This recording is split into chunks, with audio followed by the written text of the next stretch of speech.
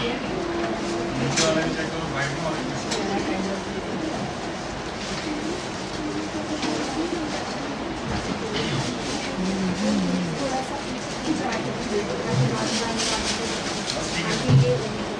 باللہ من الشیطان الرجیم بسم اللہ الرحمن الرحیم الحمدللہ رب العالمین والصلاة والسلام علی اشرف الانبیاء والمرسلین واہل بیتہ الطیبین الطاہرین المعصومین المظلومین اما بعد۔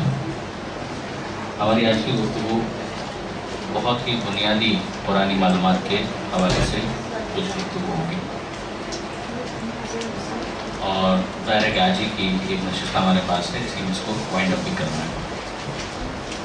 قرآن مجید کے اندر ترتیب تلاوت کے اعتبار سے جو پہلا سورہ ہمیں نظر آتا ہے وہ ہے سورہ مبارکہ فاتحہ۔ اگر میں اس کو تھوڑا سا انٹریکٹیو بنانے کی کوشش کروں آپ کے ساتھ، فاتحہ کا کیا مطلب ہے؟ سورہ فاتحہ جو ہے اس کے تو بہت سے نام ہیں۔ فاتحہ ام الکتاب، سب مثانی، بہت سا۔ Let us limit ourselves to this۔ ان سب کے ناموں کے بارے میں فاتحہ کیا مطلب ہے اس کا؟ جی، اسٹارٹنگ، اوپننگ، آغاز۔ فاتحہ کا مطلب ہے جہاں سے چیز شروع ہو، ٹھیک؟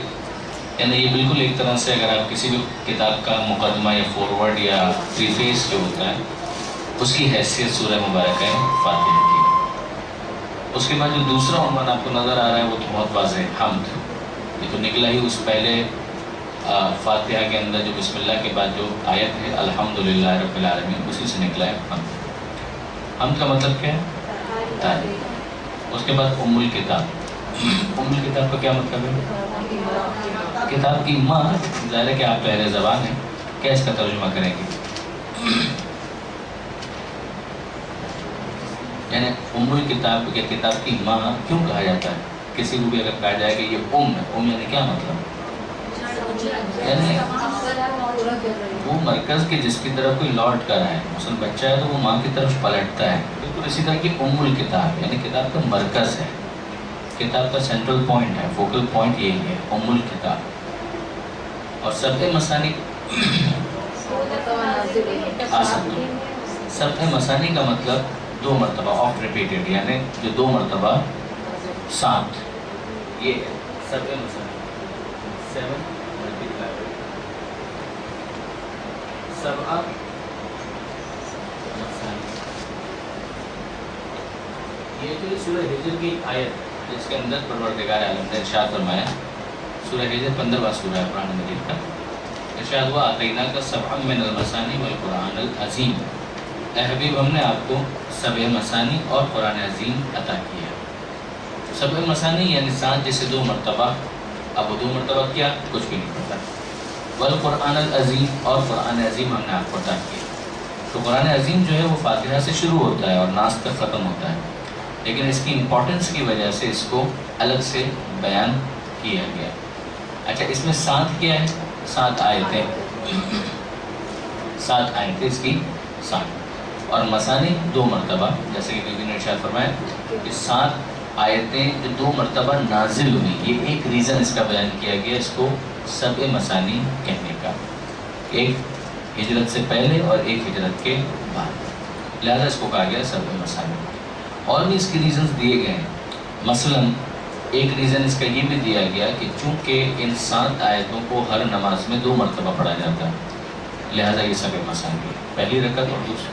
کوئی نماز ایسی نہیں ہے کہ جس میں اس کو نہ پڑھا جاتا ہو، تو سبع مثانی کہنے کی ایک وجہ یہ بھی ہے۔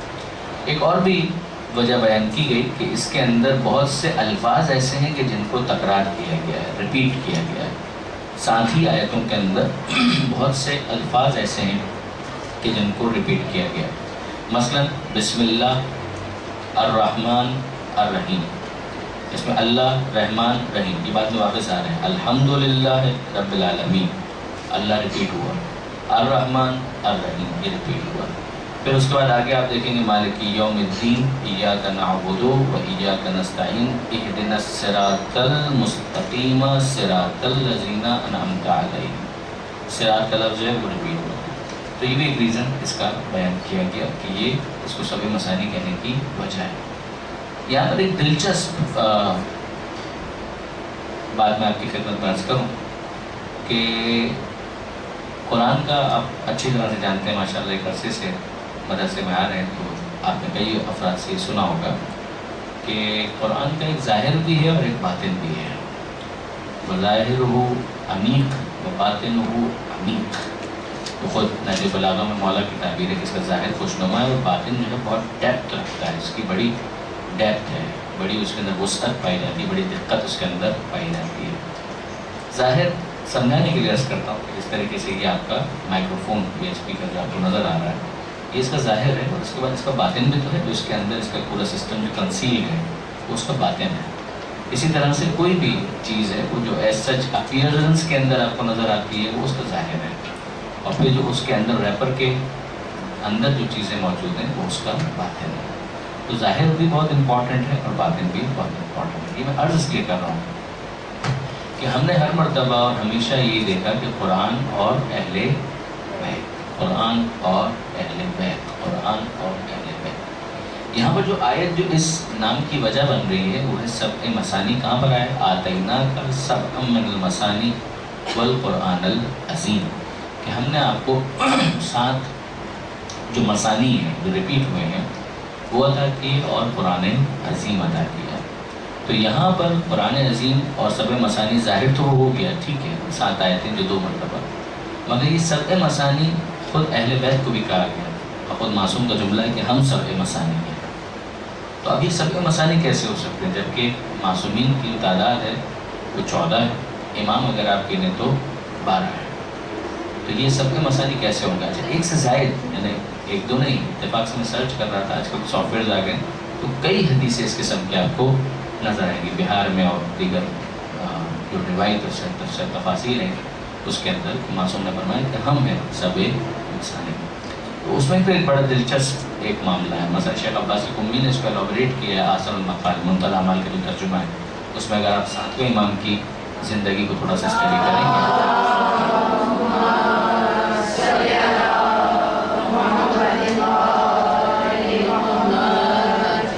تو امام نے شیخ عباس قمی نے اس کو ایلابریٹ کیا ہے اس کو کہ جو معصوم کو سبع مثانی کہا گیا تو اس کی وجہ کیا ہے کہ معصوم 7 تو نہیں ہے، اور معصوم جو ہے وہ یا تو 14 آپ کہیے یا امام کے 12.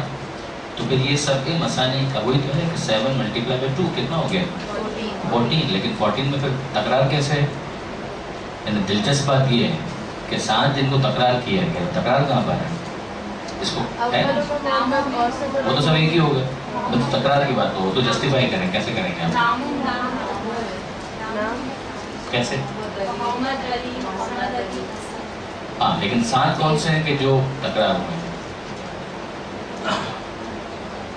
محمد، علی، فاطمہ، حسن. کوئی ریپیٹیشن اب تک تو نہیں آیا؟ علی، محمد، جعفر، موسیٰ، علی، محمد، علی، حسن، علی، محمد، تقی، علی، حسن، حسن.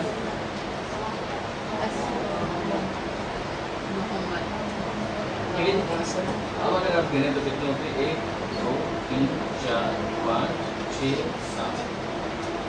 اگر نام 7 ہی ہے، نام 7 ہی، تو انہیں میں سے یہ تکرار، یہ ادھر تکرار.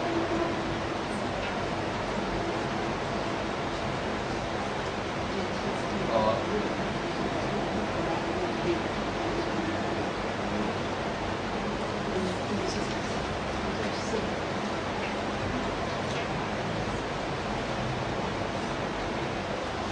شیخ عباس قمی کا لطیف استخراج ہے کہ وہ فرماتے ہیں کہ اگر آپ دیکھیں گے تو نام 7 ہی ہیں جن میں سے پھر تکرار ہوئے ہیں، جس کی وجہ سے پھر بات سمجھ میں آسانی کے ساتھ بات کرتی ہے کہ سبع مثانی کیا ہے. تو یہ اس کا دوسرا رخ ہے. اس کا جو کمپریہنسو ہونے کا جو پہلو ہے، جو جامع ہونے کا پہلو ہے، اسی میں پھر وہ آپ کو حدیث یاد ہوگی کہ جس میں مولانا نے یہ ارشاد فرمایا کہ جو کچھ بھی قرآن میں ہے کلما فی القرآن بالفاتحہ، وہ سارے کا سارا فاتحہ میں ہے، اور جو کچھ بھی فاتحہ میں ہے وہ بسملہ میں. بسملہ یعنی بسم اللہ الرحمن الرحیم، اور جو کچھ بھی بسملہ میں ہے وہ با میں ہے، اور جو کچھ با میں ہے وہ اس نقطے میں ہے جو با کے نیچے. وَأَنَا النُّقْطَةُ تَحْتَ الْبَاءِ، اور میں وہ نقطہ ہوں جو اس با کے نیچے موجود ہے. مزے کی بات یہ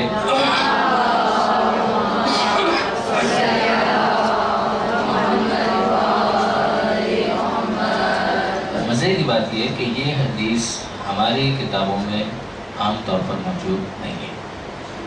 یہ عام طور پر برادران اہل سنت کی کتابوں میں موجود ہے. مثلا یہ نابی المودہ شیخ سلیمان قندوزی رحمۃ اللہ علیہ کی کتاب میں یہ حدیث موجود ہے. ہماری کتاب میں وہاں تک ہے کہ جو کچھ فاتحہ میں وہ بسم اللہ میں، جو کچھ بسم اللہ میں وہ با میں، اگر وہ نقطہ اور میں نقطہ ہوں. یہ عام طور پر میری ایک بعض کچھ ریئر سورسز کے اندر کچھ علماء نے اس کو تلاش کی ہے، مگر جو مشہور کتابیں ہیں اس میں آپ کو عام طور پر یہ حدیث اس طرح سے نظر نہیں آئے گی. مگر علماء اہل سنت کی بعض کتابوں کے اندر، یہ بہت بڑی پرومیننٹ کتابوں کے اندر یہ حدیث موجود ہے، جس پر پھر وہ اقبال کا شعر بھی ہے کہ اللہ اللہ بائے بسم اللہ بدر معنی ذکر عظیم آمد بسر، کہ باپ جو ہے وہ بائے بسم اللہ کا نقطہ ہے اور بیٹا جو ہے وہ ذکر عظیم کی تفسیر ہے.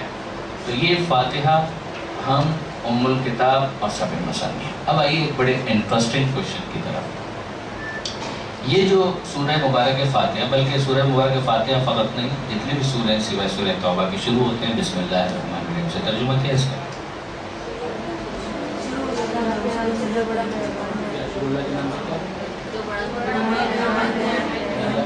کیا کون شروع کرتا ہے؟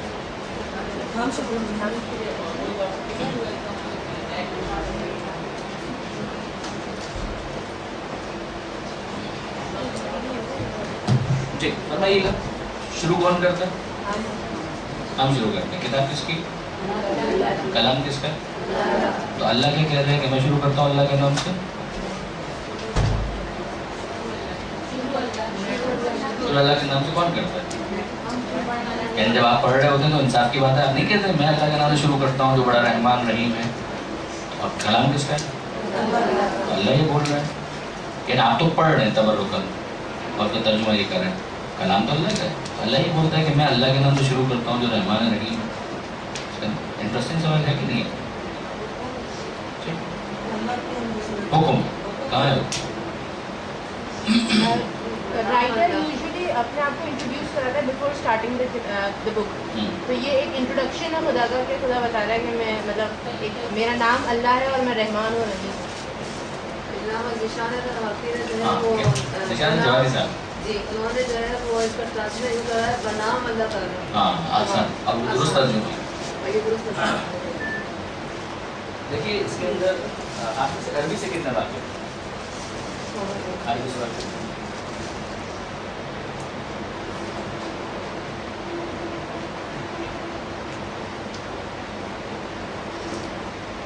یہ بتائیے کہ یہ بات کیا ہے؟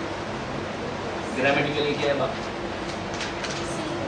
نہیں تھوڑی بہت پیاری سے، میں بہت دقیق سوال نہیں پوچھ رہا ہوں. ٹھیک ہے، حرف کون سا؟ سیکنڈ دوسرا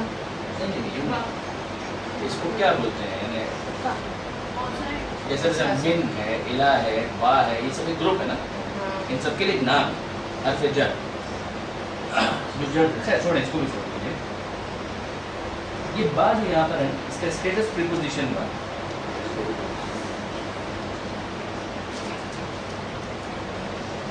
ٹھیک ہے، آپ اس کا انگریزی ترجمے پہ غور کریں.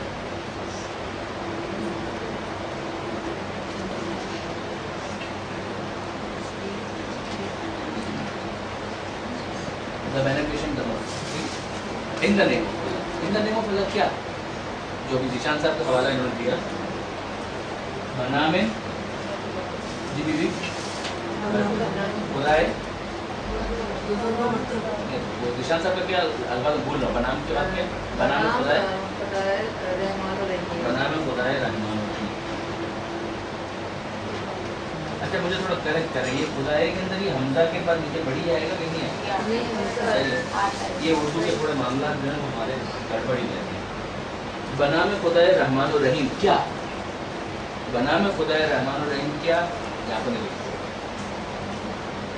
in the name of Allah, the beneficent, the merciful. کیا in the name of Allah? What? I start in the name of Allah. I begin in the name of Allah. میں بنام خدائے رحمان الرحیم کیا کرتا ہوں؟ شروع کرتا ہوں، نام خدا سے مدد طلب کرتا ہوں، کیا کچھ بھی. یہاں پر جو یہ با ہے نا، یہ متعلق چاہتا ہے. عربی کے اعتبار سے ہے یہ سلسلہ جس طرح پرپوزیشن ہے، یہ کچھ متعلق چاہتا ہے نا. ان دا نیم آف اللہ کیا؟ I begin in the name of Allah, I start in the name of Allah. کچھ تو وہ چیز یہاں پر متعلق جو ہے معذوف ہے، موجود ہی نہیں.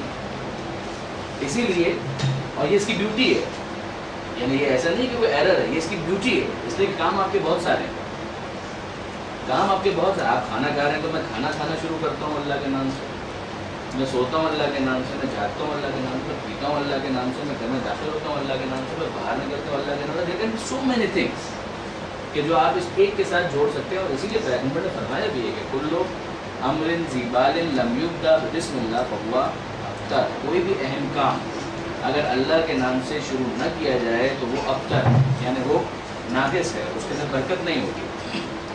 متوجہ؟ لہٰذا اس کی تو بیوٹی ہے.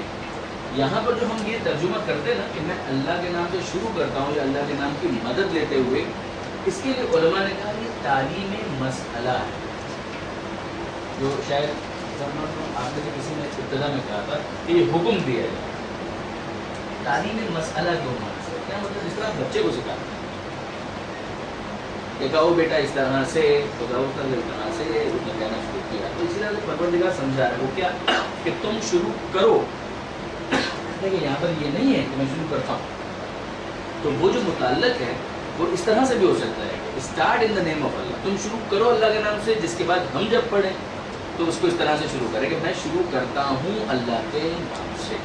یعنی خدا کی طرف سے وہ اس طرح سے بڑھے کہ تم شروع کرو اللہ کے نام سے. اور جب ہم پڑھیں تو پھر ظاہر ہے کہ ہم گویا اس کمانڈمنٹ کو فالو کر رہے ہیں.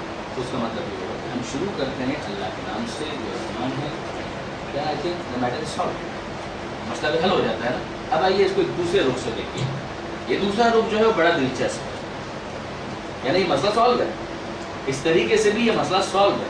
لیکن اب آئیے اس کو دوسرے اینگل سے دیکھیں، اور وہ دوسرا اینگل واقعاً بہت دلچسپ ہے. اور وہ اینگل کیا ہے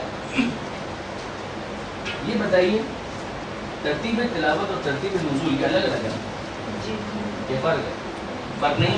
ایک ہے ترتیب تلاوت اور ایک ہے ترتیب نزول.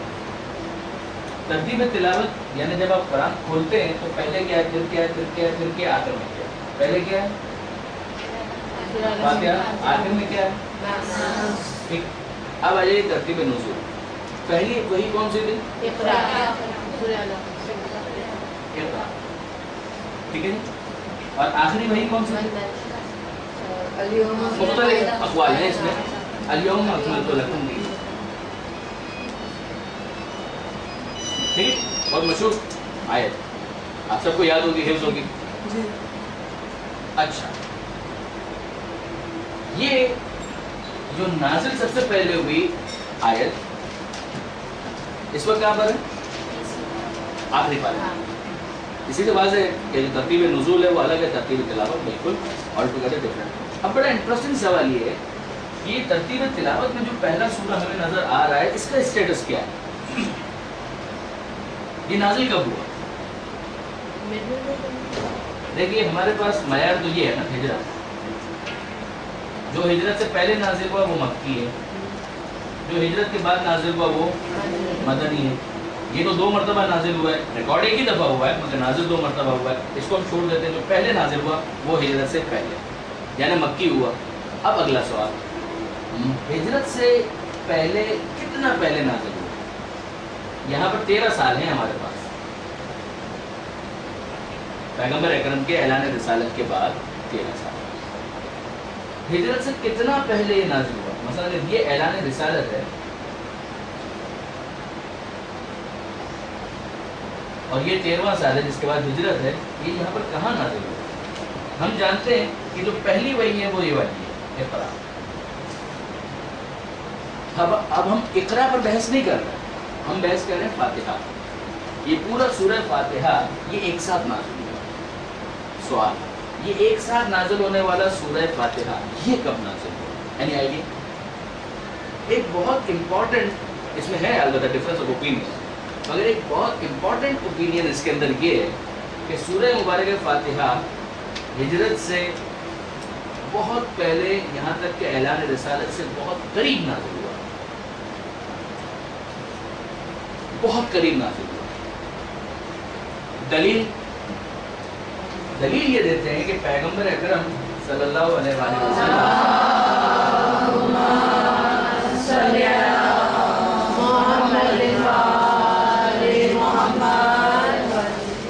ایک بہت مشہور حدیث ہے, لا صلاۃ الا بفاتحۃ الکتاب, کہ نماز نہیں ہو سکتی ہے اگر اس میں سورہ فاتحہ نہ پڑھی جائے. نماز ہو ہی نہیں سکتی اگر اس میں سورہ فاتحہ, یعنی اس میں واجب اور مستحب کی بحث نہیں. آپ مستحب نماز بھی پڑھنا چاہیں سورہ فاتحہ کے بغیر نہیں ہوگی. کوئی بھی نماز, شاید نماز میت کو آپ ایگزامپٹ کریں, لیکن نماز میت کے بارے میں تو یہی ایک بحث ہے کہ وہ نماز میں ہے یا نہیں ہے, ایسے کہنے کیا تک نماز. لیکن باقی نماز شب, نماز فجر, نماز ظہر, نماز دوپہر, نافلہ, کوئی بھی نماز فاتحہ کے بغیر نہیں ہو سکتی. تو اس سے کیا ثابت ہوا؟ کچھ بھی نہیں. اگلی چیز جو اس کے ساتھ جڑے گی اس سے کچھ ثابت ہوگا. وہ کیا ہے؟ نماز کب واجب ہوئی, یا زیادہ بہتر الفاظ میں نماز کب سے. اتنا بتایا کہ اعلان رسالت سے جڑی ہوئی ہے.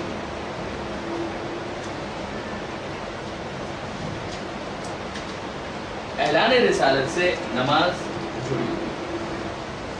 اب کیا ثابت ہوا کہ اعلان رسالت سے نماز جڑی ہوئی ہے, نماز سے سورہ فاتحہ جڑا ہوا ہے, تو نازل ہوا ہے تو پڑھا جا رہا ہے. لہٰذا یہ اعلان رسالت سے بالکل جڑا ہوا معاملہ ہے. اچھا, ان ساری باتوں سے فرق کیا پڑتا ہے؟ بہت فرق, بہت زیادہ فرق. اب آئیے واپس اس پہلی وحی کے اوپر غور کریں. کیا الفاظ ہیں اس کے؟ اقرا بسم ربک الذی پڑھیے اپنے نام سے جس نے خلق الانسان من علق, جمع خون سے پیدا کیا. اقرا وربک الاکرم, تیرا رب اکرم ہے. الذی علم بالقلم, جس نے قلم سے تعلیم کی. علم الانسان ما لم یعلم, اور انسان کو وہ سکھایا کہ جو اسے نہیں معلوم. کتنی مرتبہ اقرا ہے؟ 2 دفعہ. اقرا بسم ربک الذی خلق, پڑھیے اپنے رب کے نام سے. اقرا وربک الاکرم, پڑھیے. 2 مرتبہ حکم دیا ہے پڑھیے. اب تک یہ آیا ہے کیا پڑھنا, یہ نہیں آیا ہے کہ کیا پڑھنا. علامہ سید علی نقی صاحب فصل الخطاب کے اندر ان کی تفسیر ہے, جس کو بہت زیادہ ایڈوکیٹ کرتے ہیں. وہ فرماتے ہیں کہ یہ سورہ فاتحہ پہلی 5 آیتیں جو سورہ الگ کی ہیں اس کے ساتھ بالکل جڑا ہوا ہے نزول کے اعتبار سے. اسٹیٹس اس کا مکمل سورہ کا ہے, مگر وہ جو اقرا آیا تھا پڑھیے پڑھیے پڑھیے, اس کے بعد جو پڑھنا تھا وہ یہ تھا بسم اللہ الرحمن الرحیم الحمدللہ رب العالمین المغضوب علیہم. اس کے بعد وہ مسئلہ بالکل کلیئر ہو جاتا ہے کہ وہ جو حکم تھا وہ کہاں تھا, یعنی اس کو کہیں معذوف رکھنے کی بھی ضرورت نہیں. اقرا وہاں پر یہ حکم آیا تھا کہ پڑھیے اپنے رب کے نام سے, جس کے بعد پیغمبر اعظم نے پڑھنا شروع کیا کہ بسم اللہ الرحمن الرحیم. کہ میں شروع کرتا ہوں, میں پڑھتا ہوں اللہ کے نام سے جو رحمان ہے جو رحیم ہے.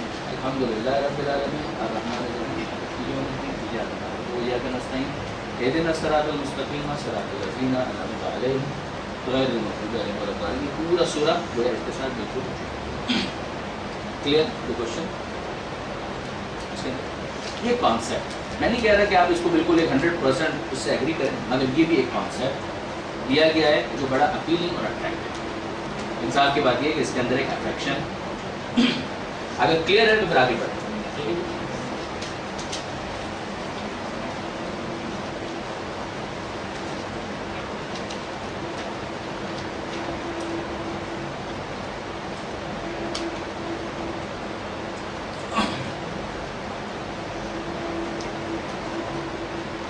آگے ذرا واپس بسم اللہ کی طرف چلے.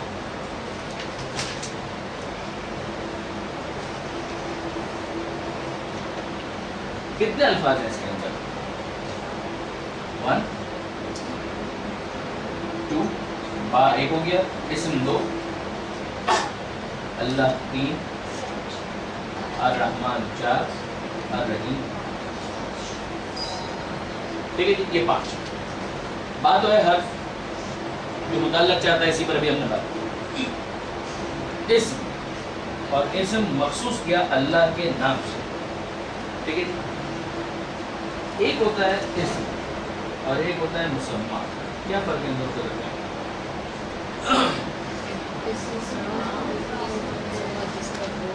جی مسمى کیا ہے؟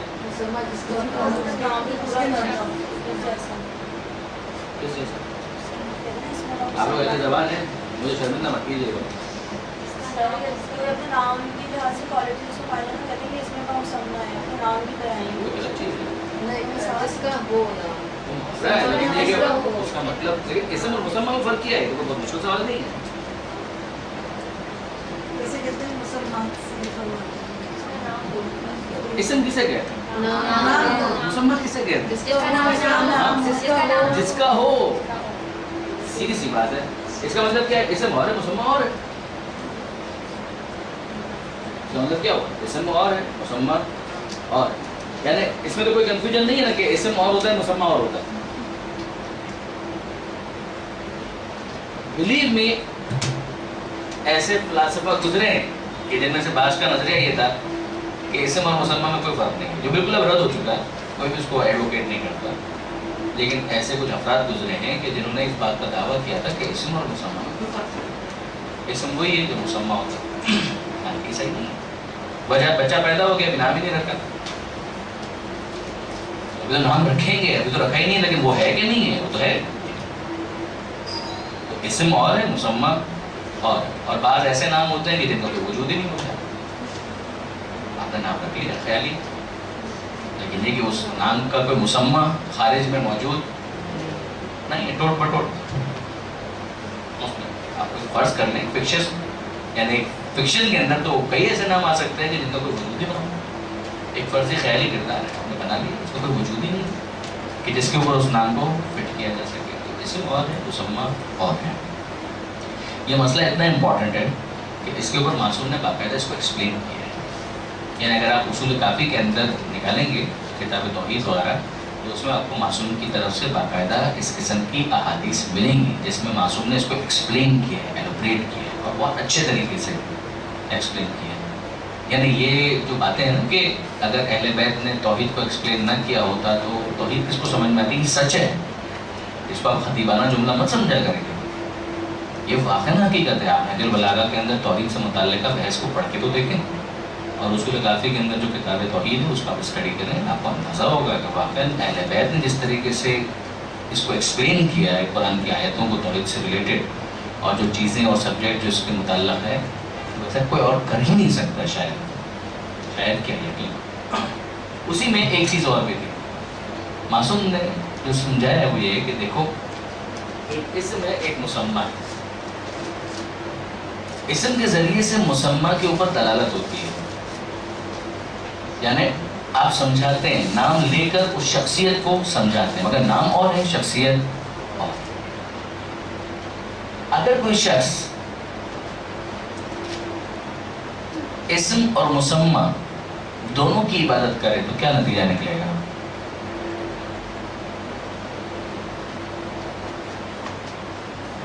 مثلا آپ کے سامنے اللہ، یہ لفظ اللہ ہے، آپ عبادت اس کی نہیں کرتے، اس لفظ کی نہیں کرتے.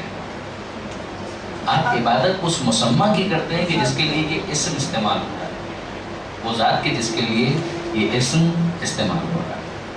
اگر کوئی شخص یہ کرے کہ وہ کہے کہ نہیں میں اسم اور مسمى دونوں کی عبادت کرتا ہوں، تو وہ مشرک ہو جائے گا. وہ مشرک ہو جائے گا. اور اگر کوئی شخص صرف اس اسم کی عبادت کرے تو وہ کافر ہو جائے گا. اس کا تو انکار کر دیا کہ مسمى تو کوئی ہے ہی نہیں. آپ متوجہ ہیں؟ تو مسئلہ اتنا سینسٹیو بنتا ہے. اگر واقعاً کوئی متوجہ ہے، کوئی متوجہ ہی نہیں ہے تو باقی ختم ہے، لیکن اگر کوئی متوجہ ہے تو واقعاً مسئلہ اتنا حساس بنتا ہے. اور پھر امام نے فرمایا کہ اگر اسم اور مسمى ایک ہی ہو تو پھر تو کیا نتیجہ نکلے گا؟ خدا کے تو 99 نام ہیں، وہ رحمان بھی ہے، رحیم بھی ہے، تو جتنے نام ہیں اتنے خدا ہیں. ایسا نہیں ہے، یہ سارے نام اس ایک حقیقت کو سمجھانے کے لیے ہے. وہ مسمى ایک ہی ہے، وہ ذات ایک ہی ہے، وہ یکتا ہے. پھر امام نے کچھ مثالیں دی. مثلا امام نے کہا خبز، خبز روٹی ایک لفظ ہے جو اس کے اوپر دلالت کرتا ہے کہ جس کو کھایا جاتا ہے. لفظ خبز کو نہیں کھایا جاتا، اور خبز دلالت کرتا ہے روٹی کے اوپر اور روٹی کو کھایا جاتا ہے. لفظ روٹی کو نہیں کھایا جاتا. کہ ثوب یا لباس یہ اس کے اوپر دلالت کرتا ہے جس کو پہنا جاتا ہے. لفظ ثوب کو نہیں پہنا جاتا، لفظ لباس کو نہیں پہنا جاتا.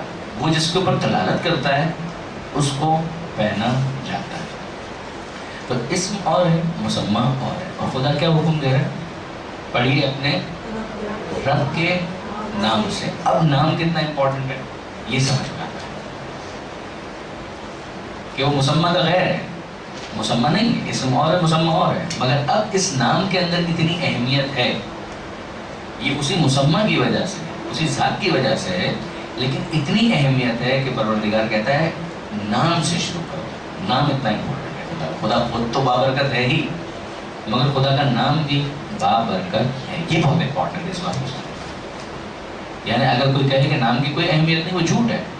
نام کی بہت اہمیت ہے، نام کی بہت زیادہ اہمیت ہے. نام اپنے مسمى سے پاکیزگی کو بھی کسب کرتا ہے، اور اگر مسمى نجاست ہے تو پھر وہ اس نجاست کو بھی کسب کرتا ہے. مثلا لفظ محمد،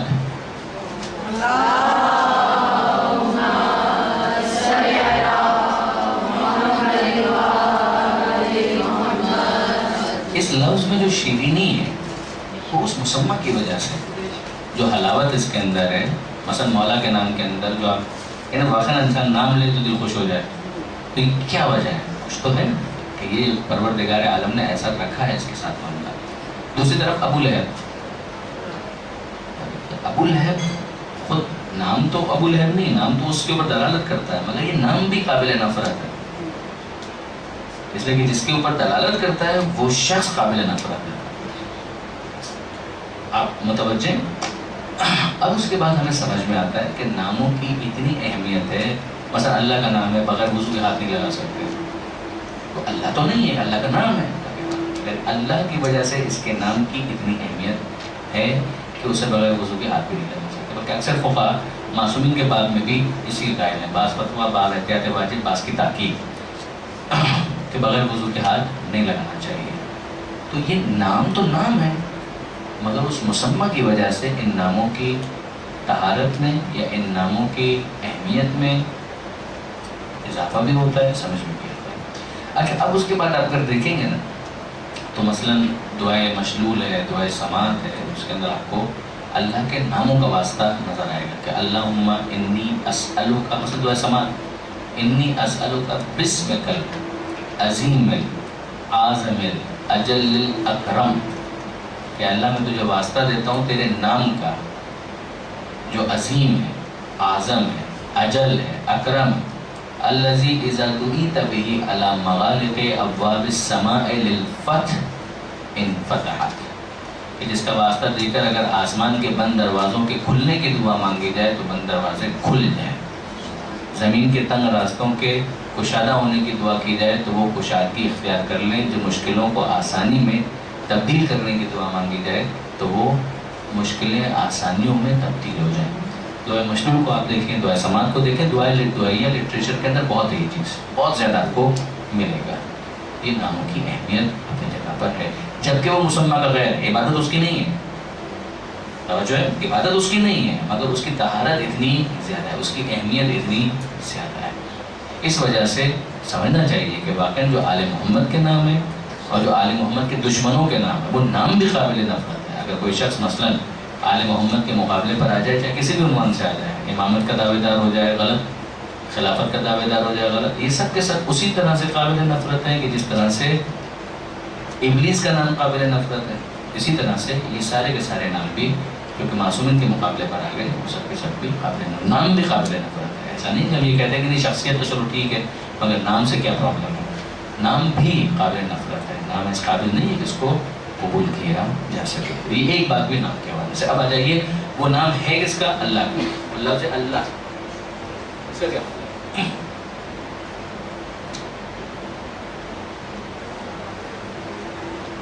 خود لفظ اللہ کا کچھ مطلب تو ہوگا نا.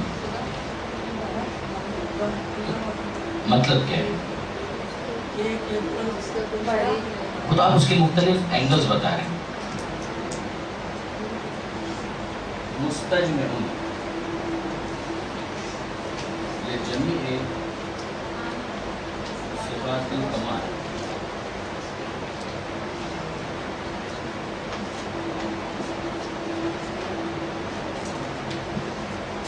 کیا مطلب اس کا؟ مستجمع لجمیع صفات الکمال. احسن، کمال کی تمام صفات اس ذات میں موجود ہیں. تمام صفات کمال اس ذات میں موجود ہیں. شروع کرو اللہ کے نام سے، اس ذات کے نام سے کہ جس ذات میں تمام کمالی صفات موجود ہیں. صفات کمال تمام کی تمام اس کے اندر موجود ہیں. ٹھیک ہے. اچھا اب اس کے بعد نوٹ کرنے والی بات یہ ہے کہ سارے کمال کی صفات اس کے اندر موجود ہیں. پھر اس کے بعد ہائی لائٹ کس کو کیا ہے پروردگار نے؟ دو چیز، الرحمن الرحیم. یہ ایک طرح سے مثال کے طور پر فوکس ہے کہ ساری کمال کی صفات جس کے اندر ہے اس ذات کے نام سے شروع کرو. الرحمن الرحیم، رحمان بھی وہ ہے، رحیم بھی وہ ہے. یعنی اس کے کمالات میں سے جو کمال سب سے پہلے اس نے انٹروڈیوس کیا ہے وہ یہ والا ہے کہ وہ رحمان ہے اور وہ رحیم ہے. کیا فرق ہے ان دونوں کے درمیان؟ رحمان ان دونوں کے درمیان کیا فرق ہے؟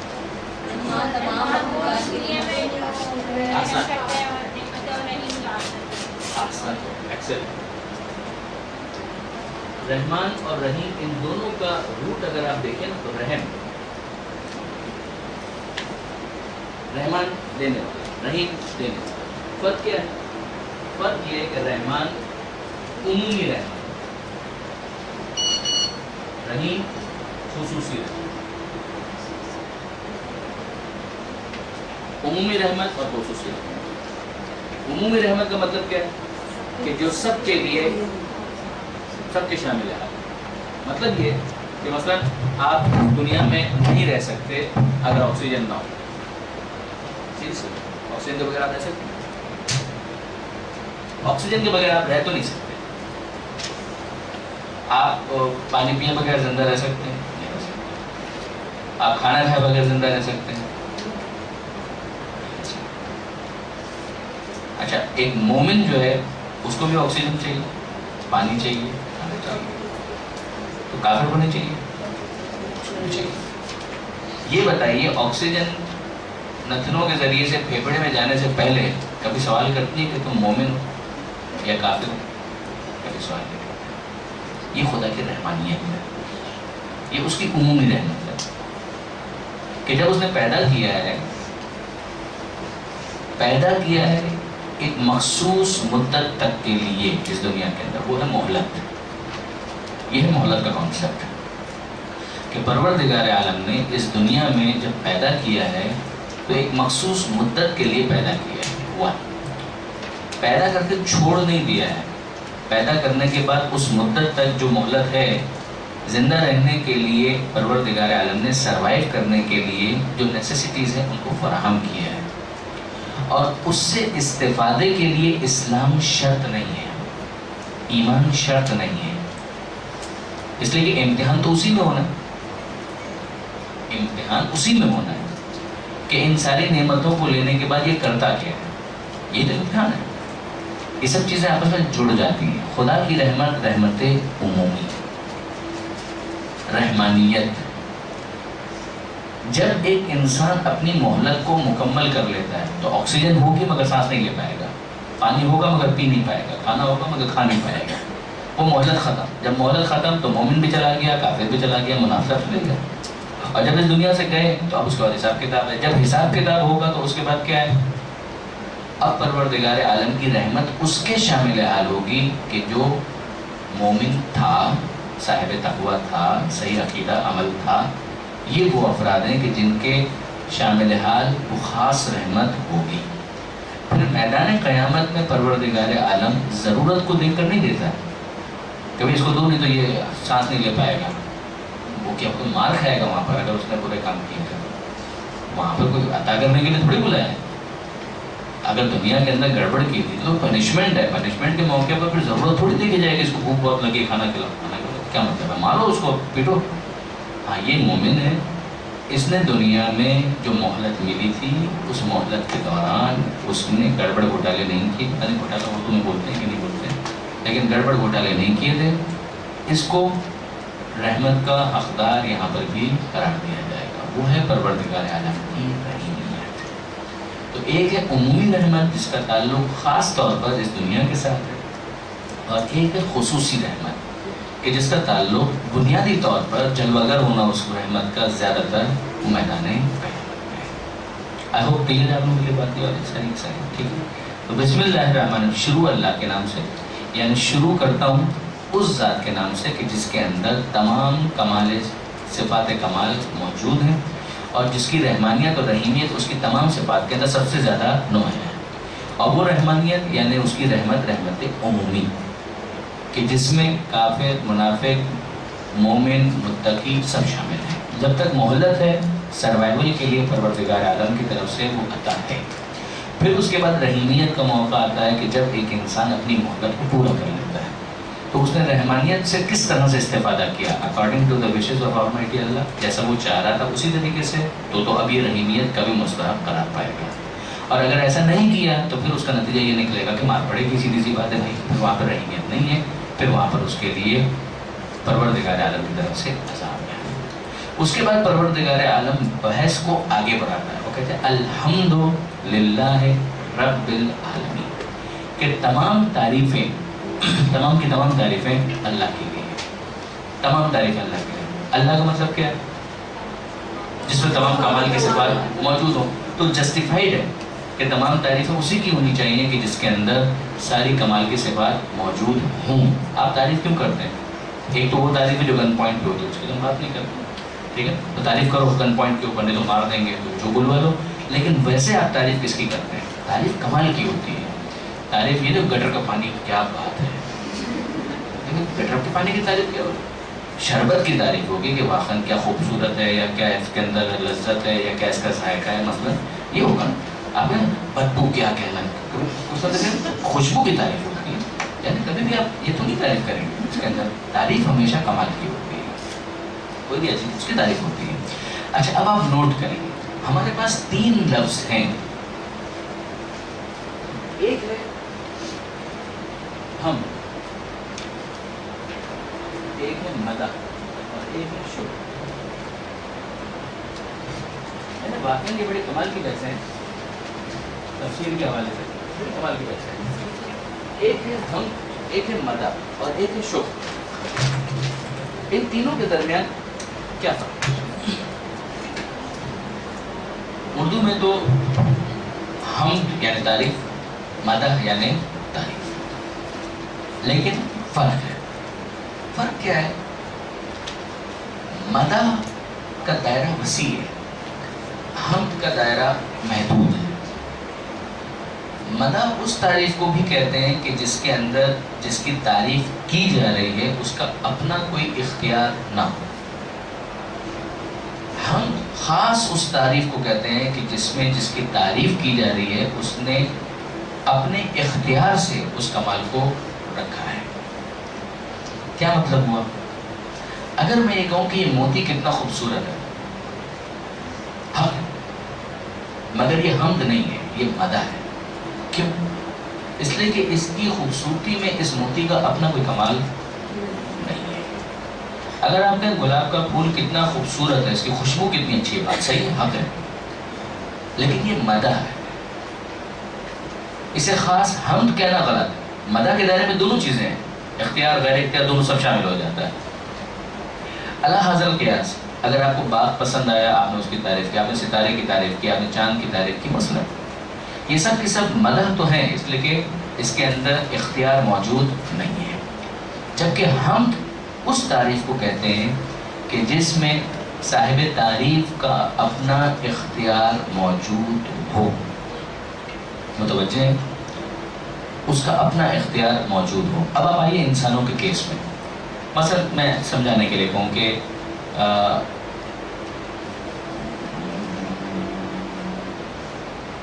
کیا کہیں گے اس طریقے سے، مثلا آپ چہرے کی تعریف کریں تو چہرے کی جو تعریف ہے یہ ہم نہیں ہو پائے گی، یہ مدح ہے. لیکن اگر آپ کہیں کہ یہ اس نے بڑی محنت سے A1 گریڈ حاصل کیا، یہ اس نے اپنے اختیار سے حاصل کیا، اس کا نتیجہ کیا ہے؟ یہ ہم بنیں گے. I'm getting the point, it's not very difficult. لیکن تھوڑا سا اگر آپ اس پر توجہ کریں کہ اس میں آپ اس کی تعریف کر رہے ہیں. اب آئیے واپس لفظ حمد کے اوپر. پروردگار عالم فرماتا ہے الحمدللہ رب العالمین، تمام تعریفیں اللہ کے لیے جو عالمین کا پالنے والا ہے. اچھا اب انٹرسٹنگ، ساری تعریفیں اللہ کے لیے، تو ساری تعریفیں اس لیے اللہ کے لیے کہ سارے کمالات اس کے اندر ہیں، اور سارے کمالات کوئی ایسا نہیں ہے کمال کہ جس میں اللہ کا اختیار نہ ہو. موتی والا معاملہ نہیں ہے، پھول والا معاملہ نہیں ہے، سارا اللہ ہی کا اختیار ہے. اب آئیے اختیار سے تو اس نے بھی علم حاصل کیا تھا، انسانوں میں سے اس نے بھی علم حاصل کیا، تو آپ نے اس کی تعریف کر دی کہ اس کا علم کتنا اچھا ہے، کتنا بڑا عالم ہے. وہ مثلا فرق کیا ہے؟ پروردگار عالم کا علم کسبی نہیں ہے. پروردگار عالم نے جتنے کمالات حاصل کیے کسبی نہیں ہے. بہت انٹرسٹنگ. ذات صفات،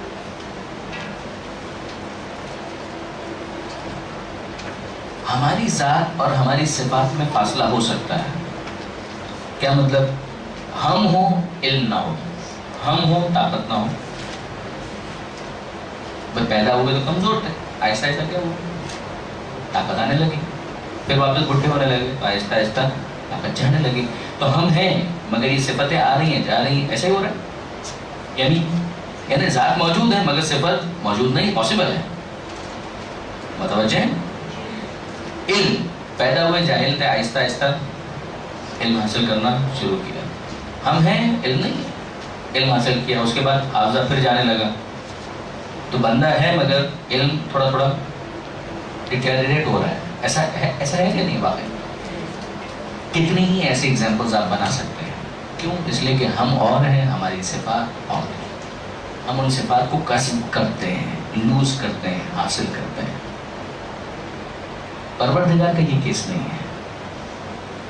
صفات سلبیہ جو آپ پڑھتے ہیں اس کے آخری کے صفات زائد بر ذات نہیں. صفات زائد بر ذات نہیں، زائد بر ذات، یہ صفات زائد نہیں ہے کہ ہم یہ ہاں آسان تو ہم یہ نہیں کہتے کہ بھائی ذات ہے مگر صفت نہیں، نا ایسا نہیں ہے. نعوذ باللہ من ذالک. یعنی نہج البلاغہ کا پہلا خطبہ آپ اٹھا کر دیکھیں، اس کے اندر آپ کو اس پہ بہت جاندار اور بہت مشکل خطبہ، پہلا خطبہ جو ہے بڑا مشکل خطبہ ہے، مگر اس میں یہ سارے مباحث آپ کو ملیں گے. تو امپورٹنٹ یہ ہے کہ پروردگار سب کچھ اختیار اسی کا. پھر ایسا نہیں ہے کہ پروردگار آہستہ آہستہ مثلا ساری چیزیں حاصل کی اور مثلا اس سے پہلے اس کے پاس وہ چیزیں موجود نہیں تھی، ایسا نہیں. پروردگار کے ساتھ ایسا کوئی معاملہ نہیں ہے. اب اس کے بعد ایک بڑے انٹرسٹنگ سوال پیدا ہوتا ہے، اسی پر آج کی گفتگو کو ہم مکمل کرتے ہیں. الحمدللہ، تمام تعریفیں اللہ کے لیے ہیں، تمام تعریفیں اللہ کے لیے ہیں. جب تمام تعریفیں اللہ کے لیے ہیں تو غیر اللہ کی تعریف کرنا جائز ہے یا نہیں؟ جب غیر اللہ کی تعریف ہوگی تو خدا کی تعریف ہوگی، ہر تعریف خدا کے لیے. آسان. یاد رکھیے، بہت اچھا جملہ ہے علامہ طالب جوہری صاحب کا، اور بہت ایکسلنٹ ایلابریٹ کیا تھا انہوں نے، ایکسلنٹلی اس کو ایلابریٹ کیا تھا. ایک موحد یعنی جو توحید کو ماننے والا ہے، ایک مومن، اور ایک کافر، ان دونوں کی نظروں میں فرق ہے. ایک کافر جب مخلوق کی تعریف کرتا ہے تو اس کی نظر بہت محدود ہوتی ہے، وہ اس مخلوق سے آگے نہیں جا پاتا. وہ جب پھول کی تعریف کرتا ہے تو پھول سے آگے نہیں جا پاتا، وہ موتی کی تعریف کرتا ہے تو موتی سے آگے نہیں جا پاتا. لیکن جب مومن تعریف کرتا ہے تو وہ فقط مصنوع کی تعریف نہیں کرتا، صانع کی صنعت گری کی تعریف کرتا ہے. واقعاً کمال کا جملہ ہے، صانع کی صنعت گری کی تعریف کرتا ہے. یعنی وہ موتی کے حسن میں خالق کے حسن کو محسوس کرتا ہے، اس کی خوبصورتی کو فیل کرتا ہے. وہ فقط گلاب کے حسن میں مسحور ہو کر محب ہو کر وہیں پر ختم نہیں ہو جاتا، اس کے پیچھے کہ میرا خالق سبحان اللہ، یعنی جو بے اختیار زبان سے نہیں ہوتا سبحان اللہ والحمدللہ. اور اگر واقعاً غیر اللہ کی تعریف جائز نہ ہوتی تو پیغمبر اکرم کا نام محمد نہ ہوتا. محمد کا مطلب کیا؟ وہی تو ہم سے نکلا ہے، اور قرآن مجید کے اندر یہ لفظ استعمال بھی ہوا ہے. پورا ایک سورہ ہے، سورہ محمد کے نام سے، 47واں سورہ. محمد کا مطلب کیا ہے؟ محمد کا مطلب ہے جس کی بہت زیادہ تعریف کی جائے. تعریف کی جائے نہیں، یعنی یہ بھی دیکھیے، ایک محمود اور ایک محمد. محمود خدا کے ناموں میں سے ایک نام ہے، اس کا مطلب ہے جس کی تعریف کی جائے. اور محمد پیغمبر کا نام ہے جس کا مطلب ہے جس کی بہت زیادہ تعریف، باب تفیل سے جس کی بہت زیادہ تعریف کی جائے. یہ کیسے ہوگی؟ آسان. آئی ریئلی اپریشیٹ، مجھے بہت خوشی ہے، بہت اچھا آپ لوگوں کی طرف سے رسپانس آیا. محمد کا مطلب جس کی بہت زیادہ تعریف کی جائے. محمود خدا جس کی تعریف کی جائے، جبکہ ساری تعریفیں اللہ کے لیے ہیں. مگر ساری تعریفیں اللہ ہونے کے باوجود جب مخلوق تعریف کرے گی تو خالق کی تعریف کا حق پیدا نہیں ہو سکے گا، اس لیے وہ کہ جس کی تعریف کی گئی. محمد جس کی تعریف کرنے والوں میں خود خالق شامل ہے، لہٰذا وہ فقط محمود نہیں بنے گا، محمد بنے گا، اس لیے کہ خالق خود تعریف کرنے والوں میں شامل ہے.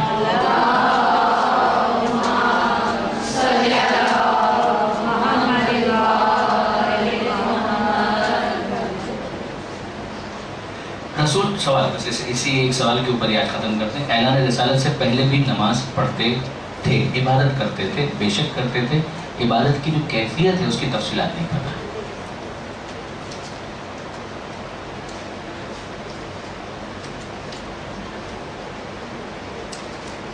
توحید کے عقلی دلائل کے لیے کوئی آسان کتاب بتا دیں. ایک تو ہے ہمارے عقائد آیت اللہ ناصر مکارم شیرازی کی، جو پرسنلی مجھے بہت پسند ہے، ہر جگہ میں ریکمنڈ کرتا ہوں.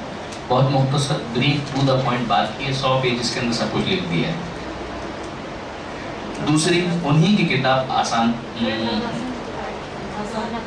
مکارم شیرازی کی. ایک تو ہمارے عقائد ہو گئے، دوسرا نام کیا بھول گیا، آسان عقائد تھا کیا تھا، آسان عقائد پر بہرحال بھول رہا ہوں. یہ دوسرا ایک کتاب ہے مکتب رسول، آغا محسن کراتی کی، وہ بھی اردو ترجمہ ہو چکی ہے، مکتب رسول. اس میں آپ کو مثالوں کے ڈھیر مل جائیں گے. آغا محسن کراتی مثالوں کے بادشاہ ہیں.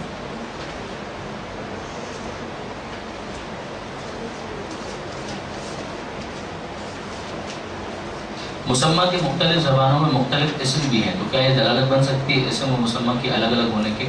اسم اور مسمہ کے الگ ہونے کی پہلے ہی دلائل اتنے زیادہ ہیں کہ اس کے بعد ضرورت نہیں رہتی. مگر ٹھیک ہے اگر آپ کہنا چاہیں تو ہو سکتا ہے، لیکن مختلف زبانوں میں کئی دفعہ ٹرانسلیشن کا عنوان ہوتا ہے کہ اسی کو جب ترجمہ کیا جائے تو یہ بن گیا، پھر اس کو ترجمہ کیا گیا تو یہ بن گیا.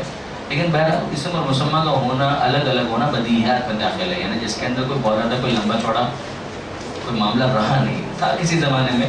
لیکن اب یہ بالکل ایک اسٹیبلشڈ ایک ٹروتھ یا فیکٹ کے طور پر اس کو گیون لیا جاتا ہے، لہٰذا کوئی اتنا بڑا ایشو رہا نہیں.